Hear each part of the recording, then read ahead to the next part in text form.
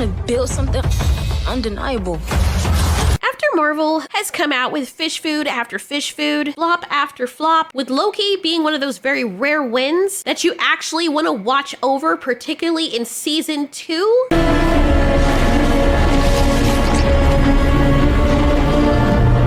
Oh, can't get over that. Seeing teasers of the new Marvel stuff just feels like white noise at this point, at least at first. Now, before you lose your minds and think that I'm just being mad just to be mad, I want to enlighten you to the fact that, you know, people can share their opinions and they may not actually align with yours, and it's not because we want to be mad. Some people do, but it is a foreign concept, a very foreign concept to a lot of people, that people just dislike things sometimes. That shit is a 2-pack of ass.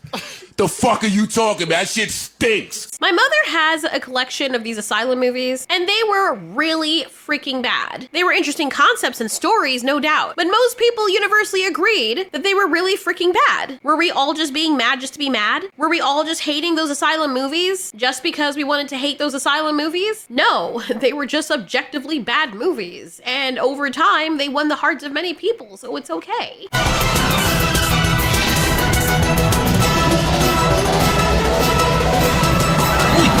Like, most of them were even knockoffs of popular movies, but they're just like bad, I guess, for people who couldn't afford to go to the movie theaters and wanted to cope with the fact that this is what their accessible entertainment had the best to offer. And I don't know why people are getting their panties all twisted up so tight that it becomes fused with their crotch orifice, but it's not that serious. I'm gonna say my opinion, and then I'm gonna go to sleep at night and do what I do outside of being on the computer and forget about it. This brings me to the trailer teaser that I saw on Twitter about the specific character who was introduced in Black Panther 2. I don't know who this is. I know her name is Riri, but I don't know anything about the character, but it just feels like a Dollar Tree version of Iron Man, mixed with a Dollar General version of Shuri. We already have Shuri. I don't understand why they added this woman to undermine Shuri's genius and Iron Man. It's like they merged Shuri and Iron Man together because I guess Shuri and Iron Man weren't good enough on their own, which is very annoying to me. But anyway, this woman was introduced in Black Panther 2, and in my opinion, it just feels, to me personally, like it's in poor taste to come out with a character like this because it almost feels like she's trying to cosplay as Iron Man while pretending that this character is better right after we lost him. I mean, we haven't even gotten time to really mourn Iron Man because while we're in the middle of mourning him, not only have they introduced this character, but she apparently is better and more improved than Iron Man. And then to add insult to injury, they recast Robert Downey Jr. as someone else in an alternate universe, possibly who he would have become if he didn't become Iron Man or some crap like that. And he's like Dr. Doom now. We give you the one person who could play Victor Von Doom. Oh, what? Jared Leto. You're not serious, are you? I know Marvel is desperate, but Jesus Christ. Oh my God. There's supposed to be people sitting at a table to tell other people sitting at that same table when something is a really bad idea or when it's not timely to release such an idea. Just because you can doesn't mean you should. Our scientists have done things which nobody's ever done before. Yeah, but your scientists were so preoccupied with whether or not they could, they didn't stop to think if they should. I'm not saying that this Ironheart character wouldn't have worked at some time later, but based on what we've gotten with the Acolyte, Captain Marvel, Secret Invasion, and all this other nastiness, it just feels like more of the same Netflix quality style of pig acid reflux. No one is receptive to this at all. She doesn't even feel like an original character. It just feels like they copy-pasted Iron Man and handed it down to her because you've got a female version of every male superhero. And look, I get that they did that in the comics too, because it's always everyone's argument, right? Yeah, but they did it in the comics. That doesn't make it any less stupid. That's just my opinion. I know there are people that like She-Hulk and the idea of She-Hulk. I personally don't like She-Hulk. And I'm not just talking about the Marvel character that we saw in that catastrophic MCU show. Here's the thing, Bruce. I'm great at controlling my anger. I do it all the time. Because if I don't, I will get called emotional or difficult, or I might just literally get murdered. Even when I knew about it from way before, I just thought it was stupid, and thinking that they did this just to try to appeal to female fans. I'm not sure why they did it. Maybe it was for the dudes, but regardless, I still think it's stupid. We already have Hulk. Why do we need a she version of him? Just make another character. I can appreciate characters like Storm from X-Men or other characters that function as counterparts, but are pretty much their own characters. But for them to have a bunch of these knockoff characters, it just feels lazy. Even in The Acolyte, you have fans of Star Wars correctly concluding that Osha and May's storyline, twins that were conceived using the Force, was basically Anakin's origin story. You know, the whole Chosen one bit where Anakin's mother says he was born without a father. At least that's what I read up when people were telling me this was the origin of the story, and I was like, really? Understandable. And look, I know that there are inspirations, copy and paste ideas, and that people sometimes take things and make them better. That's completely understandable, and I get it. Most shows and movies and ideas come from somewhere else. Sometimes it's even a matter of great minds think alike, it just happens to be coincidence.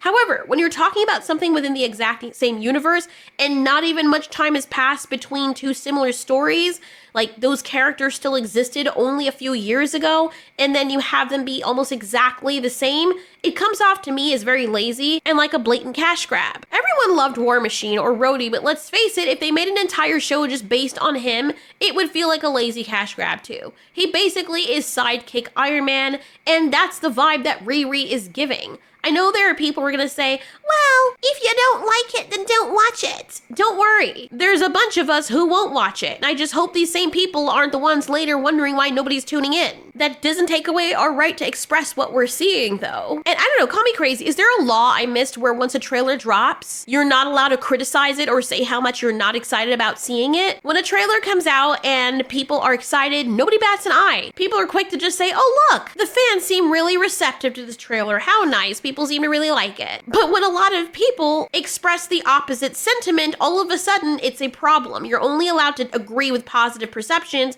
but if it's a negative perception or it's against popular opinion, it's suddenly wrong unless they don't like it, in which case it's totally fine. I never got that. But like I've always said, even if there's a chance that the show could be really good or the movie could be really good, if the audience is upset with something, it's our job to say why. I mean, it's not really our job. We don't have to do jack, but it's actually a common courtesy. If I were creating a product and nobody was buying it, I'd at least want to know what my audience thinks, get into their mind, so I could make the product better and make more money, because it makes sense, right? Actually, it's supposed to be common sense, which ironically seems anything but common these days. It's weird that we're still calling it that. And I was also checking Twitter to see if others felt the same way. And yes, people on Twitter feel the same way I do. They're all asking the same question. Why is this happening? Why are they still doing this? People are still mourning Iron Man, and here's what we get instead. See, Matt, the only suited armor worth watching is Iron Man and War Machine in that order. Tony Stark and James Rose. No need for this. People are saying that they're burnt on superheroes, which is not the case because people are still tuning in for Invincible. Anyone who's ever accomplished anything iconic in life had to do some questionable things. It looks like a Netflix production. Maybe that's just me being a negative neck biter, and I know I'm probably supposed to bow my head and kiss the feet of everyone who's worked on this project because, oh, poor unfortunate souls, they're suffering, you know, but I'm sorry, it's just not interesting to me. I know, funny, because I'm making a whole video about saying how uninteresting it looks, but that's just me, as I said, giving the courtesy as to why it's not particularly appealing. Mainly because we just had Iron Man. Why is this needed? From is a good show. That's one of the rare situations where I'm genuinely excited for the next episode and actually annoyed when each episode ends. Have you ever loved a show so much that's currently airing or streaming weekly that you keep checking the player for how much time is left just so you're not blindsided when it ends? That's what From is for me. The same with Invincible, Severance. The hell is going on there? Bro looked like he nutted right before he reached work. Shit, I'm in the elevator. Now I gotta go change my pants. Sorry, I'm getting distracted. Anyway, Silo, Vikings, Kaiju number 8, Barry, all of those. Fargo. These are the kind of shows that keep me on the edge of my seat. Movies like The Wild Robot, where you get so pulled into the world that you forget about your own for a while. But hey, maybe I'm wrong about Ironheart, and just to be clear, this isn't coming from some Marvel superfan, so don't lump me in with those people. I'm just a regular audience member, a consumer, and Ironheart to me looks like hot dog swamp ass. The Ironheart project needs to die. It was just revealed that although Marvel is cutting down a lot of their projects, Ironheart surprisingly survived that chopping block. I mean, is anyone really looking forward to that? I feel like Marvel really thought we were going to love her in Wakanda forever. But they gave us this garbage suit, and I don't think anyone actually likes her character. It seems like she's being forced on us. Like, what is that, a Power Rangers suit? I mean, we all know what happened when they gave us a show about a character no one asked for.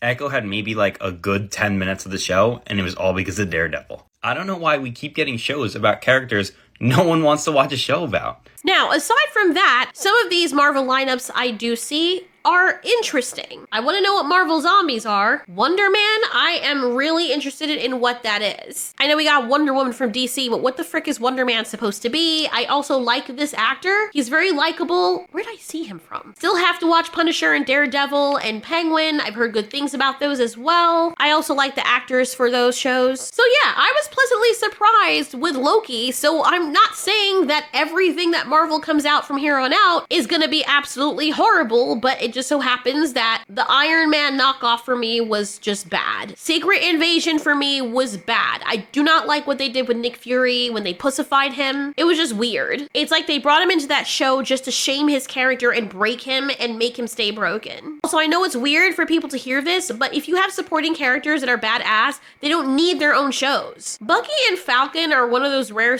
well, they're not rare, but I feel like they shouldn't have had a show together. I feel like Falcon should have had his own origin story, and we were robbed of that. In Captain America, we already had Bucky's origin story, so it would make sense for him to have a show about him, but it's not necessary for Bucky to have a show. And what certainly didn't help is them putting him in a show and then sidelining him for a lot of it. And on top of that, pussifying Falcon as well. But yeah, I'm not saying we shouldn't give Marvel a chance, but let's go back to getting some original stuff. Anyways, that's just my needless opinion.